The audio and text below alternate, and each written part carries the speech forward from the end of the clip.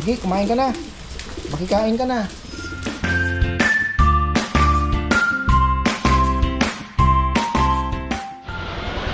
Isang magandang buhay mga ka-farmer. Wow! Oh, inaabot na ang Indian mango dito. Marami pa pong bunga. Yan, isang magandang buhay. At silip tayo sa ating mga kalapati. Ayan. Magandang buhay din sa ating mga bashers. Tawa ako sa mga comments. So ayan, uy, ililipat na pala natin yung isa dito dahil patay na. Ayan, malakas na po yan. At uy, uhaw ka brother. Ayan, huwag kang mag-alala, babalik ka na. Babalik ka na doon sa maganda na yung droppings niya. Oh, dry na mga ka-farmer. May mga balabalahibo pa. Napakaganda. Tapos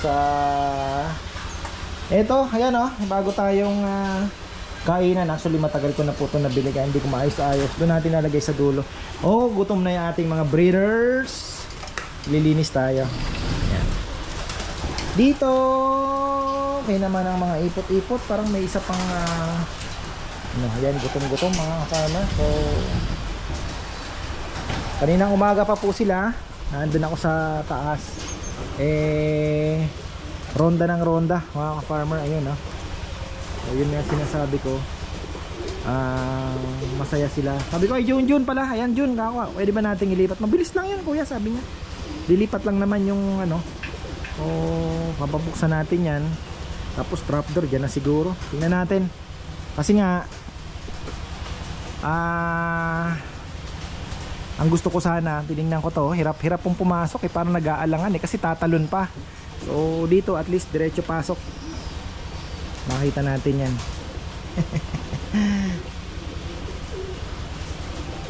Ganda nito. Ayan. Hintay lang natin yung ayun, nakapasok sa galing ayun, pumasok na, gutom na siguro yan. So ayun po, siguro ay hintay lang natin yung dami ng para makapag self toss na tayo. Dami ng ating young birds na ilalaban. Tapos meron na siguro tayong natin pwede pa rin naman sa young birds yan. Hindi pa papasok kasi 2024 po yung kanilang mga singsing. Pasok pa rin po sila. Medyo maganda nga yun dahil medyo may edad na. Yun nga, yung nasabi ko na ayaw kong isabay sa truck, masyado lang ako mabilis. Ayaw ko pong gusto ko po kasi mag self toss. Tapos kinausap ko naman si yung head dito ng in charge dito sa aming club sabi ko tol, pwede bang ako ang magte-training tapos kahit last lap na lang saka natin isasakay sa truck. Sabi nga sir, ganyan naman ginagawa ng iba. Yung nga lang talagang medyo matrabaho at mapagod dahil sasakyan mo gagamitin mo, 'di ba? Medyo mahirap lang talaga. So sabi ko nga mas maganda kasi kung magse-self training ka, tapos yung papagawa ko pong kulong ano ba to, training box ay set up na parang na din po na sa truck tapos may ilalagay natin sila doon na may lagayan din po ng pagkain sa gilid. So matitrain na po natin sila doon na nag-aagawan ba, mga ganon bang medyo kahit first time nila sa truck, alam na nila yung dadat na nila yung setup po nung training box. So sabi ni John, kayang-kaya yon kuya, mabilis lang. So ganun po ang gagawin ko para at least iwas po sa sakit na rin baka mamaya kasi makarely tayo sa truck, baka mamaya ang karamihan pong nangyayari ay nagkakabaleling daw yung kahit may bakuna.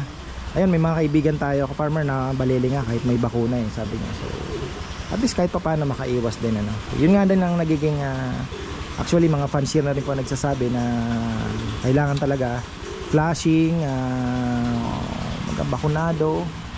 Ayun, parang may anong nangyari doon, titingnan natin yan. So ayun po, yung iba nga nagagamot sila kasi baka may nakuha na daw na virus o anumang bakterya sa truck, nagagamot na kaagad sila. So parang ako naman pwede din siguro, kaya lang parang bugbog na bugbog yung mga pero yun po ang pinapractice nila So anuhin na lang natin. Ayan, gutom na yung ating mga... Pero kahapon ay naglagay po ako ng pagkain dito. Kasi syempre hindi naman sila. Uhaw na rin yan, no? Wala na. Relax na kayo mga kapatid. Meron tayong parating na bagong 6 na nest bowl. Ayun, para malagyan na rin po natin yung kagaya po nito, oh. May nililimliman na. So good sign daw yun, ha? Pag may inakay, may itlog agad.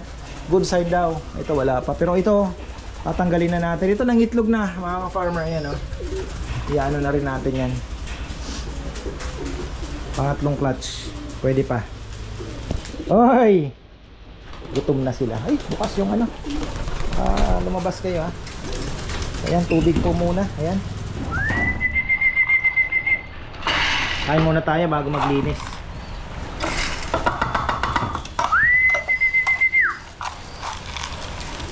Lagyan ko na ito ng vitamins na ano, supplement na binigay ni Ka-Farmer Jonathan. Powder. Ito yung alam ko medyo basa ang ano, ipot. Nakita ko siya kahapon. Dahil na, konti na lang po yung ating flyers kasi marami po ang lumipat dito sa kabila.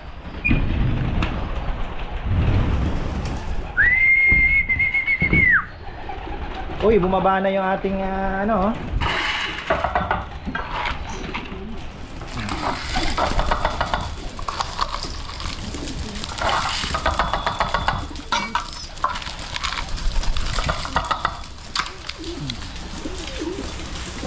Ayan, sige, kumain ka na. Makikain ka na. Maganda yan. Para masanay na po sila. Ayan, oh, ganda ng pakpak. Nanginginig, nagbabibrate mga ka-farmer. Ganda din ang pula, oh. Tayo sa kabila. Pero may nangitlog na pala. Kaya sabi ko kailangan ng dalawa ang pugad. Oy! Eto, nahirapan akong paamuhin talaga.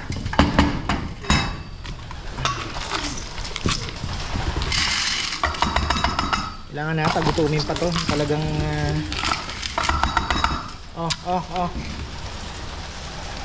wala rin tubig. Okay lang yan. Sige na, sige na. Ito medyo may ano to, kailangan masanay. Sige, lapit kayo, lapit.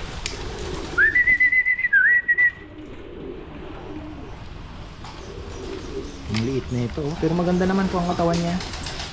Petit. Petit. Ito yung sinasabi ko na medyo mainit na. Dahil sarado. Pagka nagkaroon pa to ng pintuan, aviary, tapos doon papagawa tayo ng louvers. Gawa natin ng louvers yan. Renovation po natin. Yung mga kailangang i-correct sa design. Okay lang yan. Importante nag-i-enjoy.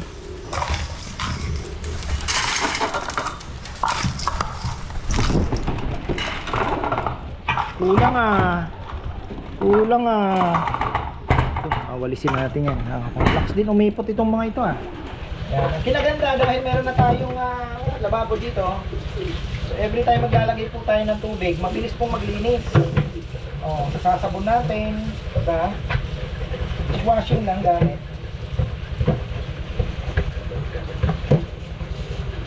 Lilinis natin talaga yung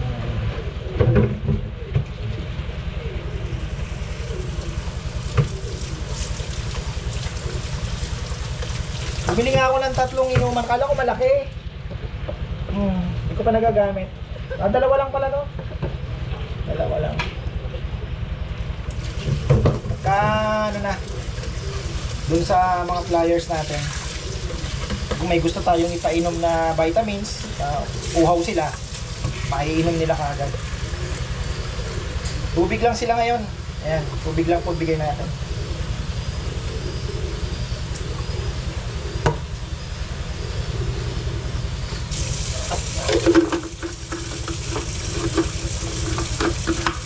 Dalawang sako pa nga akong feeds doon. Hindi pa sa hindi ko pa nadadala dito.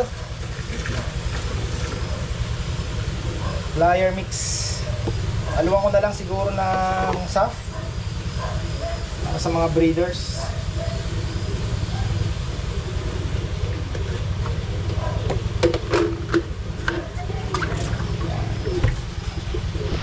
Ayan mga ka-farmer. Uy, lubog na ba? Naku, kadulo na lang. Ayun oh, dulo na lang. Tayo ay pupunta na sa ating lot. Naputol yung aking paglilinis kanina dahil dumating po yung additional na baboy natin. Tutuloy ko na lang yung paglilinis. Nandun na ako sa ano sa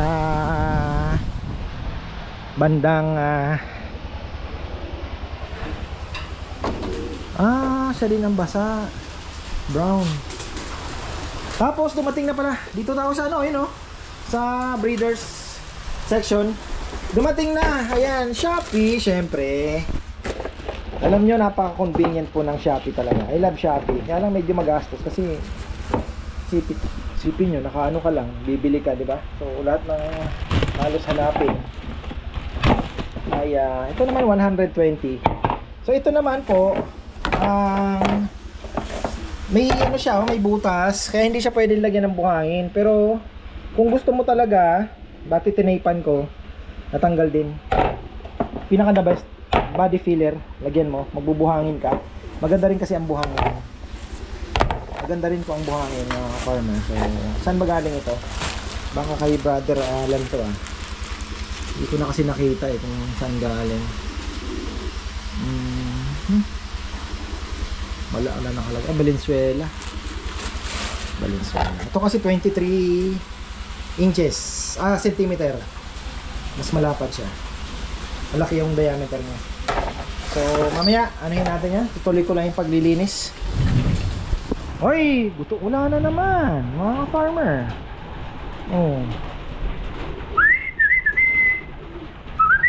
Kakaskas na ako wawalisin na lang Dumating yung mga baboy. Yan sana ganyan. Ganyan sana mga flyers natin mga farmer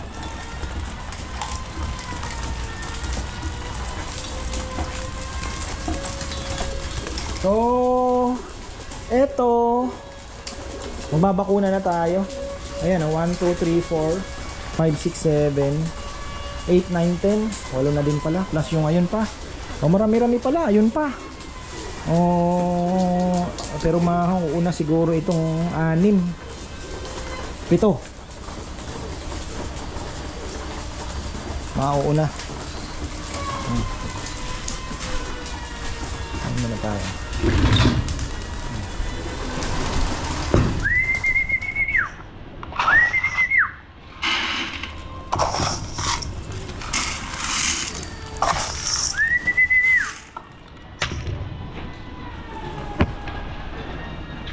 Ano sila? Mailap.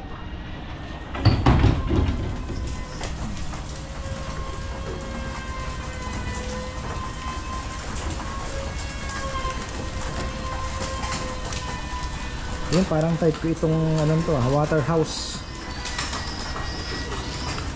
Waterhouse po yan. Galing yan kay Roland Ramos. Ayan, farmer Roland Ramos. Si Kuya Roland Ramos po. Una nating nakuhang kalapate.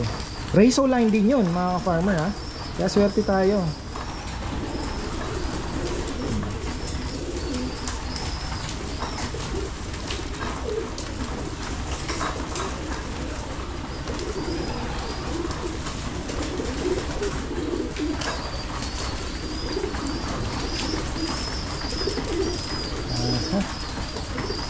Linisin ko nga itong mga ano natin.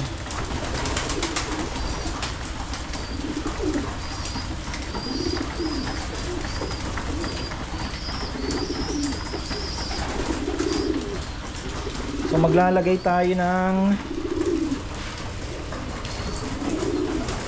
additional na, ibababa na natin yung iba. Sa taas na tayo maglalagay ng bagong pugad. Bababa na natin.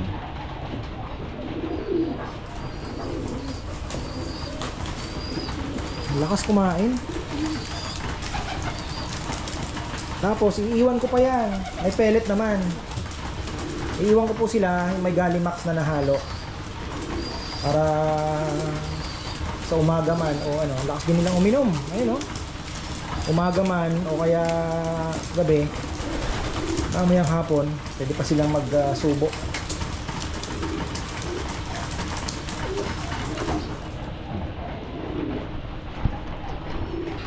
Yan, naglagay na rin ako. Doon naglagay na rin tayo kasi baka mangitlog na rin yan. Ito yung bagong walay. At meron na po yung itlog na dalawa. Ay bagong kasama yan. Pares po bio pigeon yan. Tingnan natin. Marami ang magagaling na ayaw po sa bio pigeon. Yung mga magagaling talaga, yung mga super galing pong mga fancier, ayaw po nila sa bio pigeon. Pero ako naman newbie, tingnan muna natin, subukan muna natin mga farmer. Basura daw yung sa bio pigeon. Sabi nila, no? Tingnan natin, malalaman natin kung etong anak nito na itong imbrick daw to eh. So tapos ayun, nakuha ko yan 3,000. Imbrick po yan. Tapos sa Becker. Tingnan natin kung papalo ba o pag baka mamaya pinakawalan nga lang naman natin at maliligaw na. So tingnan natin. Kasi talagang marami pong mga magagaling na fancier. Lalo na yung mga nagko-comment. Gurong gagaling nun. Mga champion talaga sila. Ayan. Kaya lang di na sila makakapag-comment. Bakit kaya?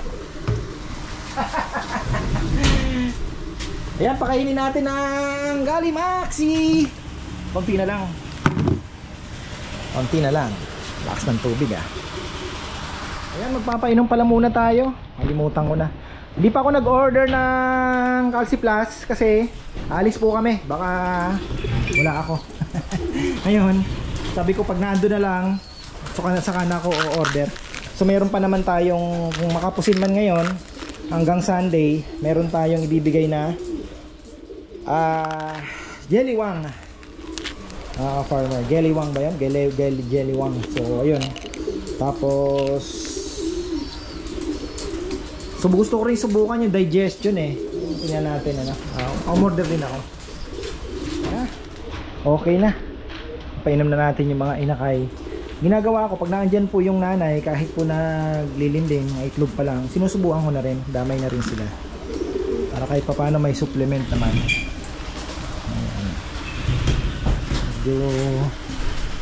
Yung itlog nito binigay ko kay Junjun. Umulan naman daw kahapon dito ng malakas. Nabasa. Nilagay ko doon sa lamesa. Sayang. Yun talaga.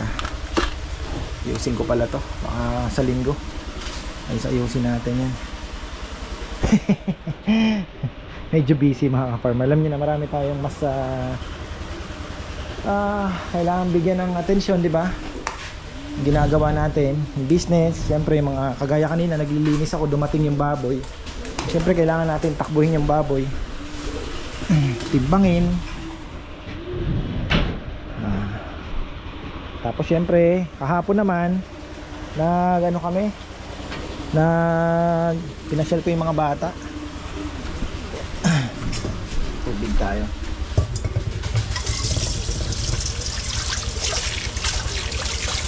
Ang magastos importante yun kasi yun yung kalalakihan po nila na bonding with the family, di ba?